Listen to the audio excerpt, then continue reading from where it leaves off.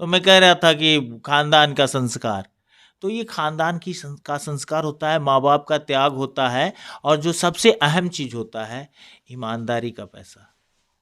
ईमानदारी का पैसा जिसके शरीर में लगता है ना, निश्चित तौर पे कुछ न कुछ कर गुजरता है, यदि उसमें मादा हो और माँ शारदे की कृपा हो।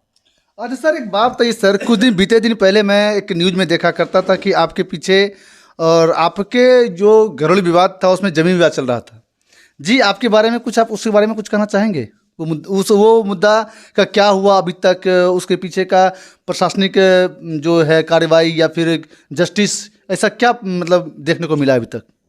देखिए, उसमें सीओ साहब ने फिर से डीएम साहब को लिखा, लेटर दिया कि भाई मजिस्ट्रेट की बहाली की जाए, ये ऐसे नापी नहीं हो सकती है। इससे ज़्यादा जानकारी अभी हमारे पास है नहीं, चूँकि डीएम कार्यालय से क्या हुआ नहीं हुआ, उसके बाद डीएम साहब का ट्रांसफ़र वगैरह हो गया, फिर जो सीओ मैम रखी थी वो उनका भी ट्रांसफ़र हो गया, तो बहुत सारी बातें हैं और वो सरकार की बात है। अब जनता राज कहते हैं, जंगल राज कहते हैं, आप फ़र्क देख सकते हैं। जी, मैं आपको एक बताता हूँ कि पंकज भट्ट में एक ऐसी क्षमता है जो कि आप इसके आइकॉन बना सकते हैं अपना अपना। देख सकते हैं इनमें कलाकारी है, पत्रकारिता है, उसके बावजूद सामाजिक तौर तरीके और व्यवहारिकता जहाँ तक की बात है, ये इतने व्यवहारिक हैं। उनसे कुछ जानना चाहूँगा मैं। आप में दर्शक को बताइए कि क्या एक लड़का एक से अधिक कार्य को कर सकता है? क्यों नहीं कर सकते आप? अब पहले का टाइम है।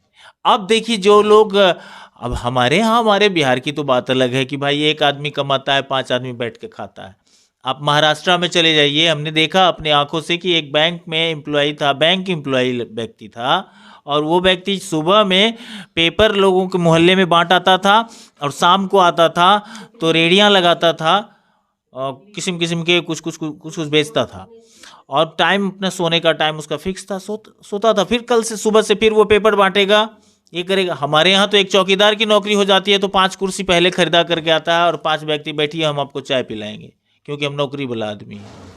जी, मैं बात तो बहुत ढेर सारा करना चाहता हूं, लेकिन समय वक्त बहुत कम है। लेकिन जाते जाते मैं पंकज भट्ट सर से मैं एक बात पूछना चाहूँगा कि अभी जो टीचर की स्थिति है बिहार में, और 7वें चरण की जो वैकेंसी आने वाली है उसकी जो दुर्दशा हो रही है, और शिक्षा मंत्री आए दिन कुछ उल्टा पुल्टा बयानबाजी कर देते हैं इस 7वें चरण के लिए। सर, आप बहुत से पत्रकार हैं, इसके लिए मैं आपको पूछना चाहता हूं कि आप बताएं कि क्या 7वें चरण की वैकेंसी की दुर्दशा है या कुछ होने वाला ऐसा कि 7वें चरण के अभ्यर्थी जो भी हैं सीटेट बीटेट पास किए हुए, उसको कुछ मिलने वाला है, वह गुड न्यूज़ है उसके लिए, या फिर कुछ है ऐसा? कुछ बताएंगे? ठीक है।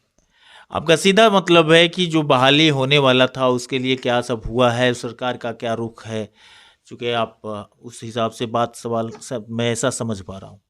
मेरा कहना है कि जिस विभाग का, शिक्षा विभाग की चर्चा कर रहे हैं ना श्रीमान आप, तो जिस विभाग का मंत्री ऐसा हो जो सनातन के सर्वश्रेष्ठ धर्म ग्रंथ को कहता हो कि इससे जातीय भेदभाव फैलता है, जिसका ज्ञान इतना हो, वो शिक्षा मंत्री होता है। तो दुर्भाग्य बिहार का है कि ऐसे शिक्षा मंत्री मिलते हैं, ऐसे कानून मंत्री यहाँ पे शपथ ग्रहण समारोह में पहुंच जाते हैं जिनको पुलिस खोजते रहती है। अब समझिए कि जिस राज्य के मुखिया को इतना नहीं पता चले कि हमारे पटना में जो स्टूडेंट पर लाठियां चलाई गई, वो लाठियां भी स्टूडेंट पर चलाई गई हैं। वो कहते कहाँ गए? बीपीएससी का आप लोगों ने देखा था, हम लोगों ने वायरल किया था, बीपीएससी का जो एग्जामिनेशन चल रहा था, तो जो हॉल में एग्जामिनेशन होने से पहले जो हॉल में जो लोग थे, कौन लोग थे वो एग्जाम देने वाले?